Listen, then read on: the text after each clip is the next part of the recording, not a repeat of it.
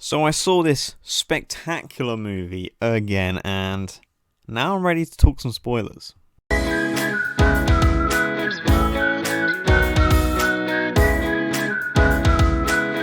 Hello everyone and welcome to IMRT Reviews. I'm RT and today we're talking the Suicide Squad spoilers. So if you haven't seen the movie, click off this video, then come back so you can join us in this video of talking spoilers. So let's get straight into it. So the Suicide Squad has one of the best openings to a film that I've seen in a long time, as you're straight into the action with Rick Flagg's team on a beach, and it felt like a war film. And I've got to say once again that the cinematography in this film is stunning. Like, the opening is so beautiful to look at, it's ridiculous. Props to the team because this film is stunning to look at. This is also when the film shows exactly what the Suicide Squad are, which is expendable, and James Gunn shows us that he understands that completely as he kills off lots of members of the team in the opening first few minutes of the movie, which is a big and brave decision to make, and I fully give it praise because it sets the stakes for this movie straight away. You've got Blackguard being shot in the face. You've got Javelin just going to throw his javelin for the first time, just getting shot up. You've got Boomerang smiling as he explodes. You've got my man Nathan Fillion with his detached arms getting shot up and dying because of it. A moment's silence for Nathan Fillion, please. I thought he was going to be in the film so much longer. Nathan Fillion deserves more, okay? Let's get him a big role. Hollywood, get Nathan Fillion a big role for me. Straight away, we now know that we're in for something different with this movie. And like I said, the stakes are now set, and they are set high, as nobody in this film is safe, and the ride has just begun. Now I want to talk about some of the more genius James Gunn moments where he just builds character with imagery. And James Gunn is the master of getting people to care about characters. Well, he gets me to care about characters anyway. And the first moment I want to talk about is King Shark in Norway looking out of the window on the bus and taking the whole of the world in. Now, my oh my, this 10-second shot tells us everything we need to know about King Shark.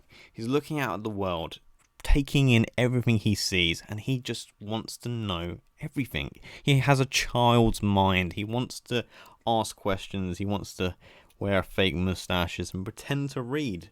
It's beautiful stuff, and that 10-second shot is so powerful to me anyway, as it just tells us everything we need to know about King Shark. And like you can see, he's looking out, taking everything in, the people kissing down the alleyway, the people walking down the streets. It's just a childlike mind, and it's just powerful stuff. The next moment I want to talk about is when Ratcatcher 2 sends all the rats towards Starro, and you see Bloodsport cover himself on the floor because of his fear of rats. In this moment, Ratcatcher 2 notices Bloodsport collapsed on the floor and puts her arm around him. Now, this moment is very powerful. It shows where their relationship now is. It's a shot that says, "We're family," without someone looking at the screen and saying those exact words, you know. We're family.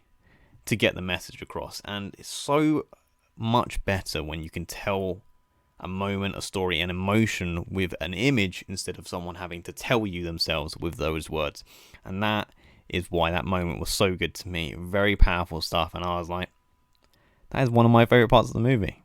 These are just two small, beautiful moments that add so much to the characters of this movie, and this is why James Gunn is one of the best. Rick Flag is amazing in this movie, and you really get to see how much him and Harley care for each other in this film as well. They're together on the beach at the start.